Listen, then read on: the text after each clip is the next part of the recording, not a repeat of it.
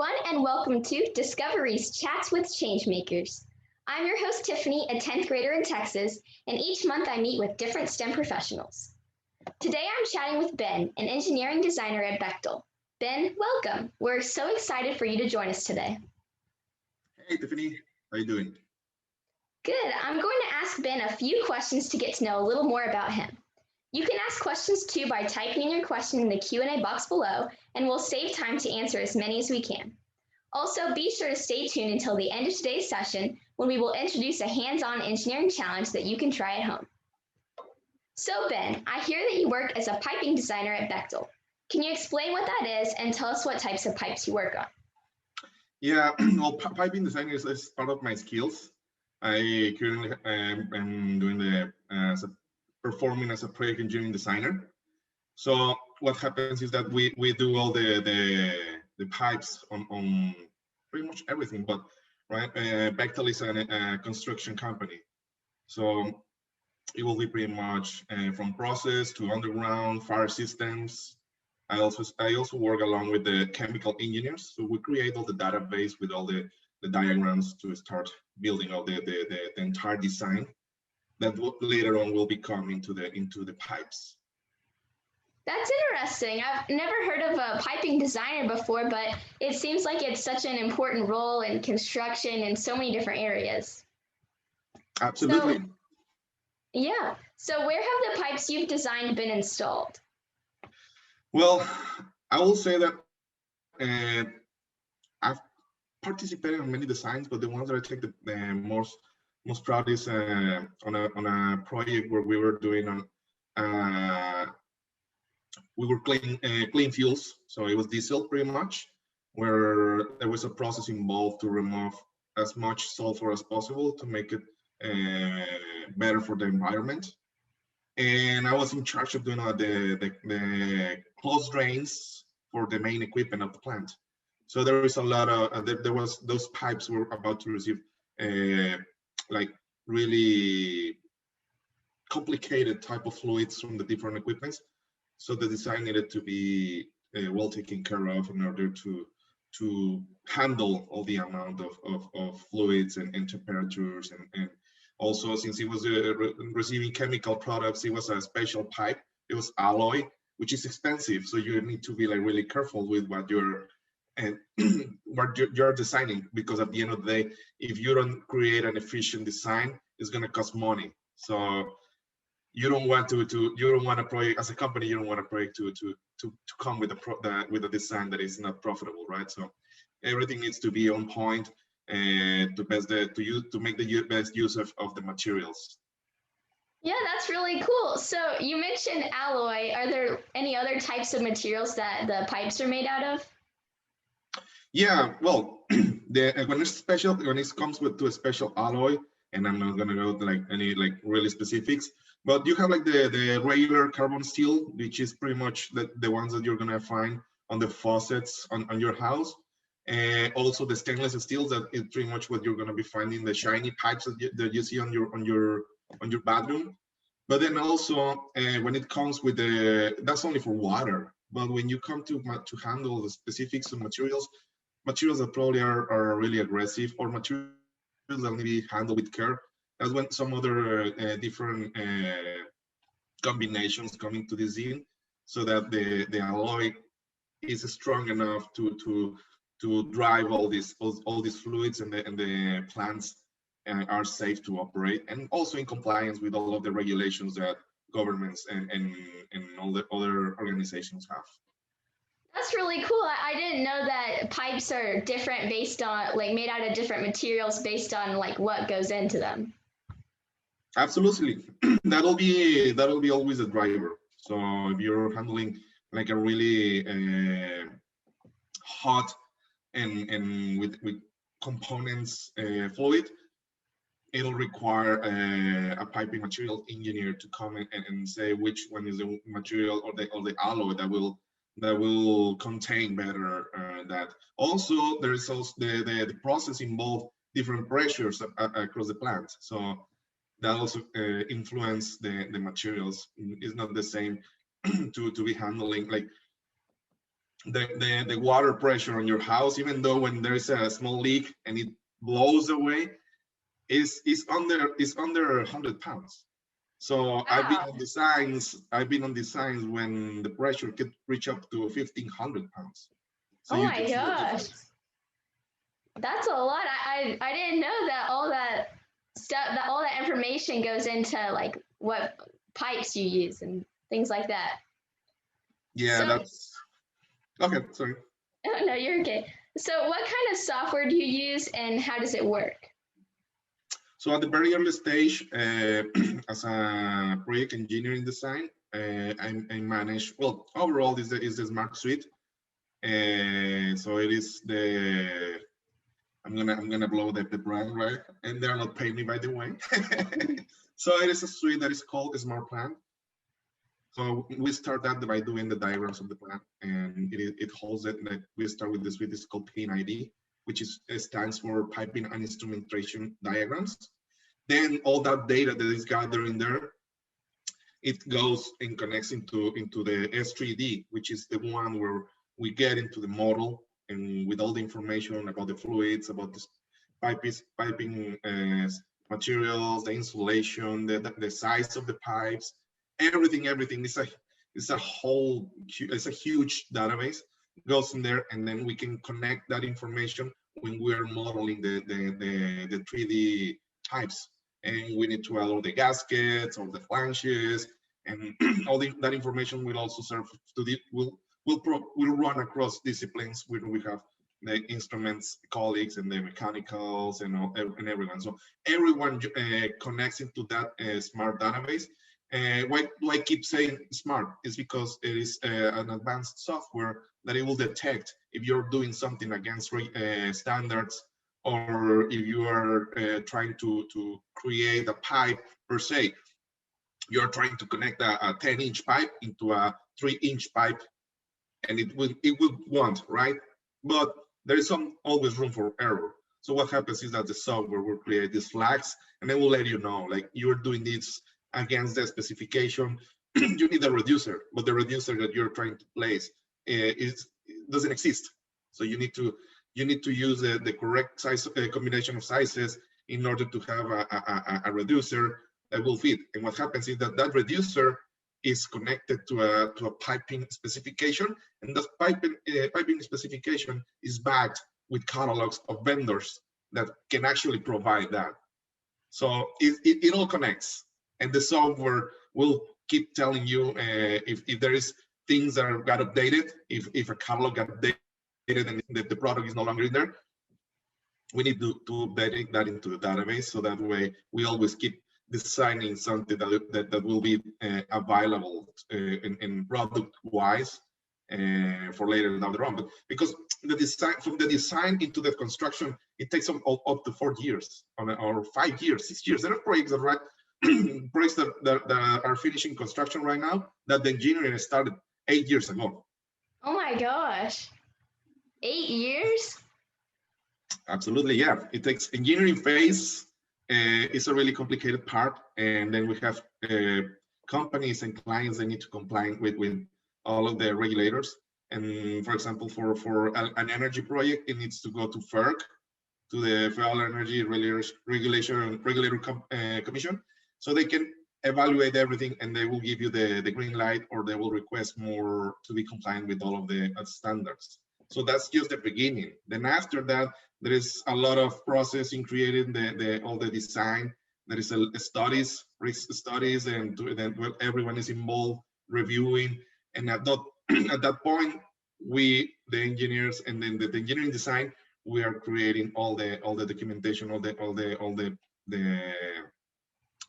drawings, everything that it will end up being sent out to purchase the equipment. I mean, to create when you see a plant and you see these big vessels, those takes up to 2 years in advance just to request the purchase of that, and then to have it delivered in the job site. So Wow. it's not like you can go like Home Depot and, hey, you know what? Can I get a vessel like this delivered next week in my job site? Is not like that, especially because equipment also has like a specific requirements, everything that they need to get the steel in advance from even different parts of the world. Wow, I didn't know it took so long, but shout out to Emma in Miss Post's class for that question about how long it takes. So, what's the largest project you've ever worked on? Oh my God. Well, right now here in Bechtel, we handle like different projects to create LNG. Actually, like we are responsible for like 30% of the LNG that is being produced right now across the world. So those projects can be up to $15 billion. Wow. So that's kind of the level of money that is put towards those projects that are built on for the long term. And right now, the LNG playing such a important role in the world as a cleaner fuel that will drive us into more sustainable energies. That's a new technology, and with new technologies also comes like higher cost, right? But all this in an effort to be on a more sustainable world. But yeah, that will be like all these projects that we worked on are like tremendously. There's a lot of money involved. There's a ton of people. Construction job sites can during peak time they can have up to 4,000 people working. Wow. 24 hours, different shifts. All our craftsmen and engineers working over there, all the way from day one on to commissioning and delivering the plant to the client fully functional so they can start selling their products. That's really cool. I didn't know it took that many people and that much money to make a project work. Absolutely, yeah. It might not seem like, but it provides the construction of a plant provides a lot of work for many households. Yes. So Danielle wants to know how you got into being an engineer. Oh my God. My dad is an engineer. So first of all, I got into the engineering world. I'm an industrial designer. So my dad is an engineer and he had his own business where he started installing big industrial equipment, call it pumps, call it industrial control panels for expensive equipment.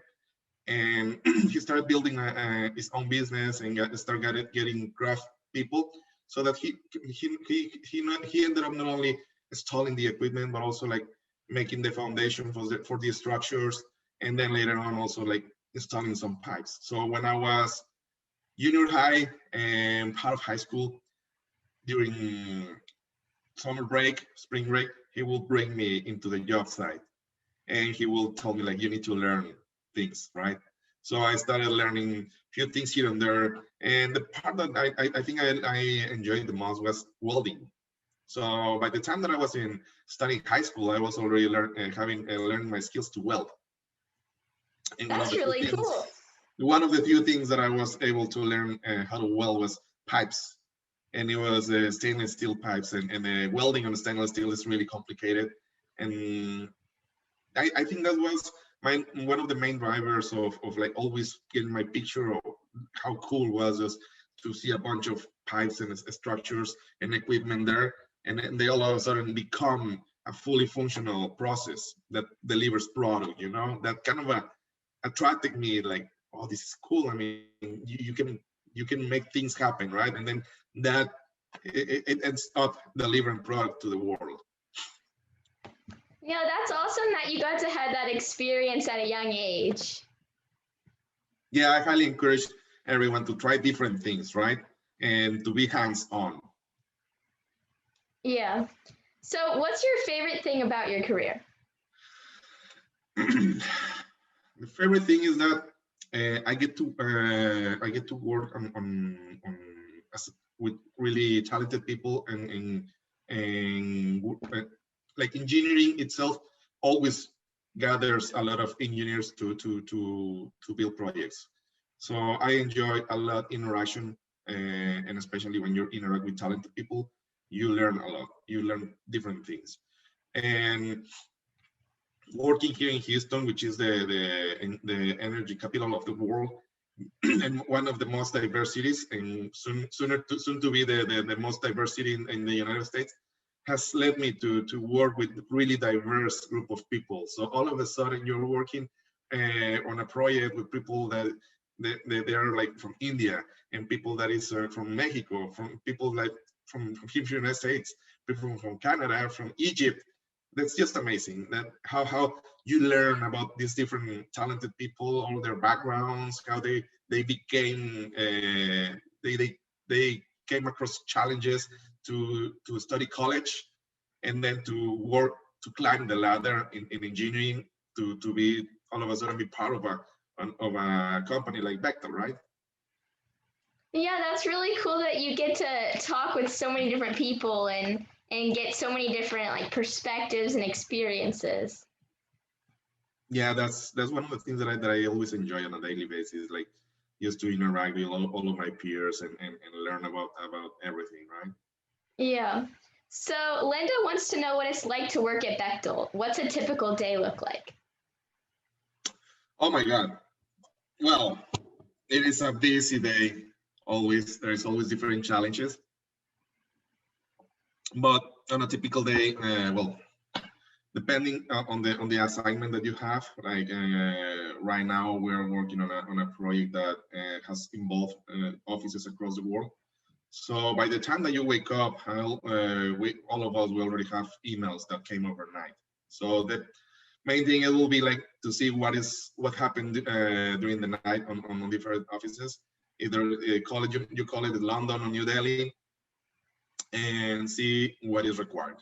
What do I need to get to help my colleagues on their offices that their needs, and what is where the activities are gonna be looking like and then facing towards what on that day. Then later that I'll touch base with my supervisor. I'll touch base with other engineers to see what are the priorities for the day, and then after that, it's pretty much all your activities. They just push you, they just drive you all the way, and then all of a sudden you're called into meetings to because the beauty of doing engineering and to design a complex plant is that challenges that you cannot predict them.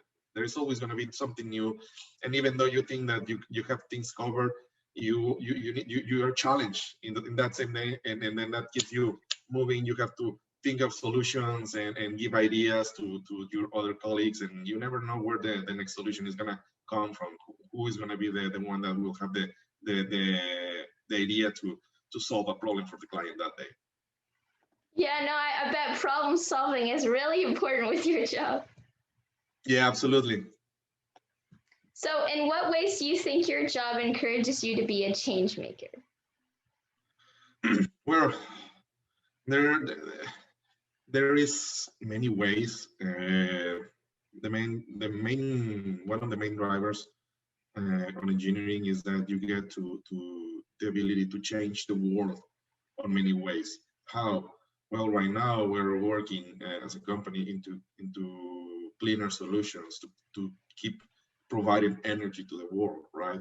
So that right there, we're already creating a change. And also, when you get to get involved into different activities in the company, we always Bechtel tries to not only impact on a positive way to the clients, we also try to impact our communities, and also to create change of positive changes within our company. So I'm involved on many different activities inside the company, and also on my community. I'm the current president of the Society of Professional Hispanic Professional Engineers in the Greater Houston community, and we help we provide support and mentorship for students, for college students, and to encourage kids to go into STEM careers, right? In the company, we do a lot of diversity and inclusion activities to create a better environment to everyone, to be inclusive, to have equity. So there is so many things that you can do. It's not only about engineering. Engineering is the main driver. And when you get to change the world by building the better plants, by bringing cleaner energies, it just drives you to look for something, some other things to change and to help others. Yeah, that's amazing that you've really impacted so many different people. So when you were in school, what was a subject that was challenging for you?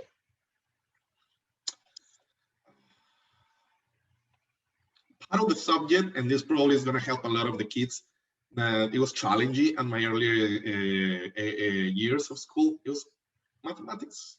Really? Yeah, but I was blessed to have really good teachers. My dad, as an engineer, always encouraged me, like, you don't run away from challenges, right? My mom always, like, it was like, no, because I was like, I think I'm not good for math, so I probably might as well think about something else with my life. And she was like, no, you are smart, you just need to focus. So that was kind of the key, to focus on break that challenge. It was mathematics. So what happens is that my grades, all of a sudden, once I broke that challenge, my grades just went up in the sky, and then everything else became easier.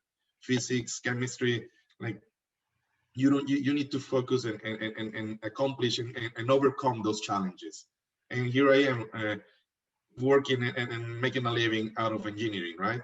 And at some point, I thought I wasn't good enough for in math. No, that's really inspiring that you were able to overcome those challenges, and now you're in a career that uses math, I'm sure, all the time. Yeah, absolutely. There's a lot of mathematics, and databases are like really complicated to understand. So it's all about numbers. So I highly encourage all of the kids that are watching, like, don't think that just because don't quit on something because of a bad grade. Instead of fight against it, overcome, ask for help. There's nothing wrong on asking for help. I got into really good conversation with really good teachers, and most of the time it's just one little thing that is not moving right, and then someone find the right wording to let you know, like, okay, this equation is not coming along because you're making this mistake or something. And then boom, everything just like makes sense and just start moving. So it's just a matter of talking to people and take advice from your teachers, and also if you think that you want to do something towards engineering, mathematics, or science, always look a word of advice with someone that is already working on that area, and they will, for us, it's going to be easier to explain something that we do on a daily basis, right? So it's just place your mind on that challenge and on that objective, and it'll just everything will fall together, and you will easily overcome that challenge. Then all of a sudden you're going to be increasing levels on those challenges, and at some point you will just look back and say, hey, and I wasn't able to going through this, and now I'm doing like things that activities that are 100 times more complicated.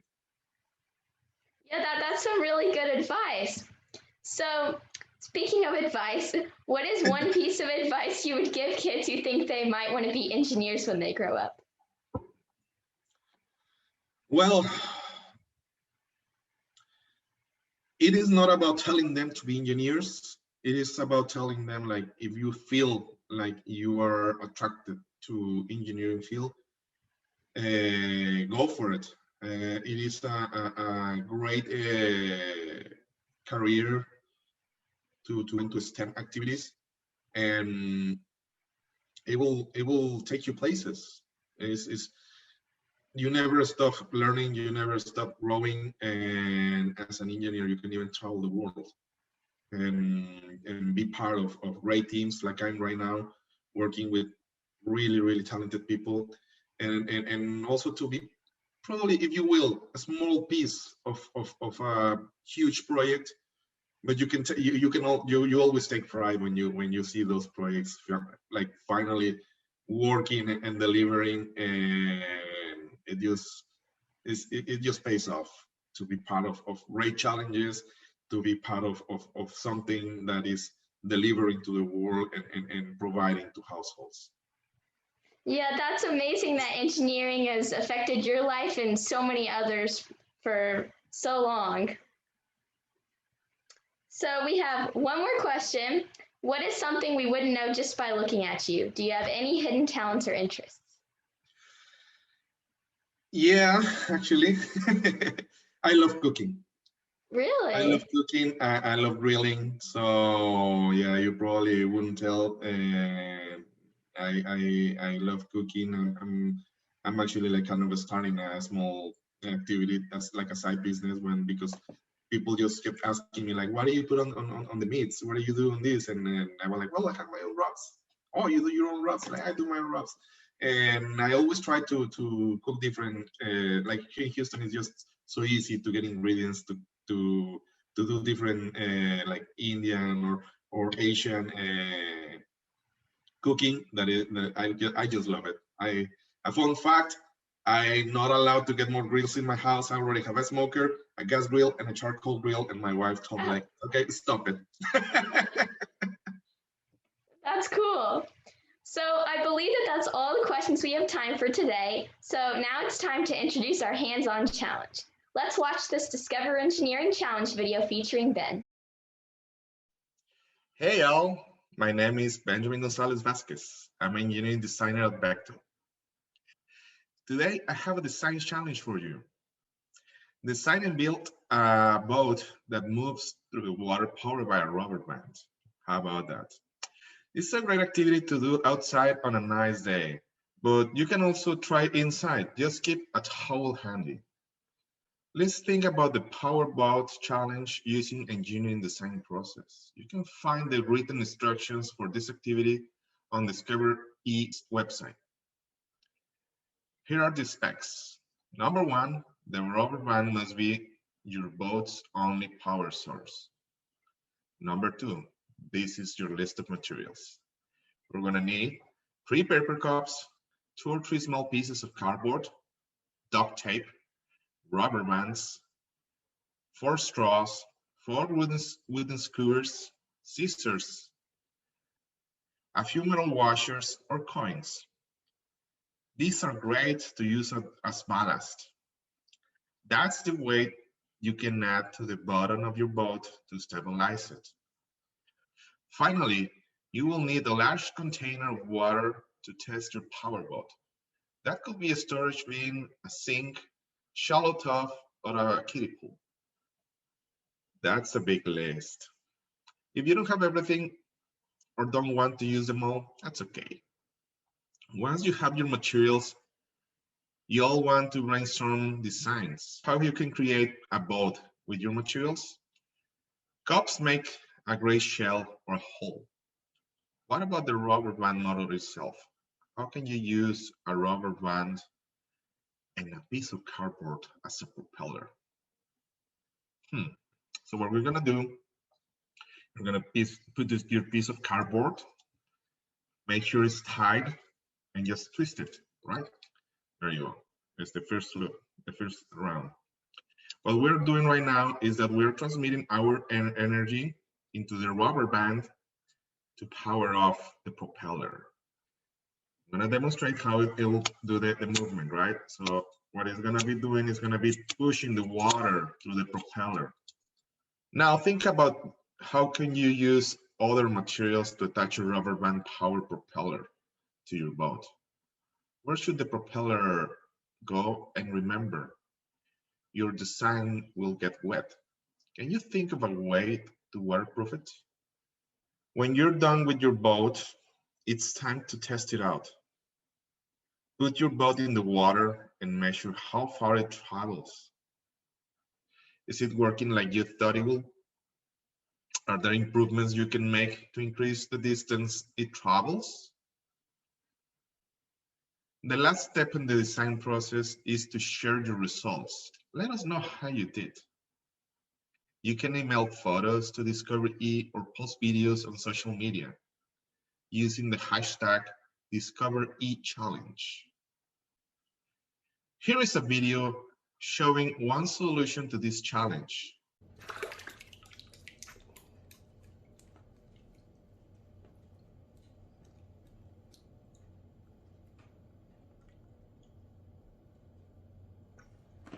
But there is many others. We hope you will share your unique design with us. And most important, have lots of fun.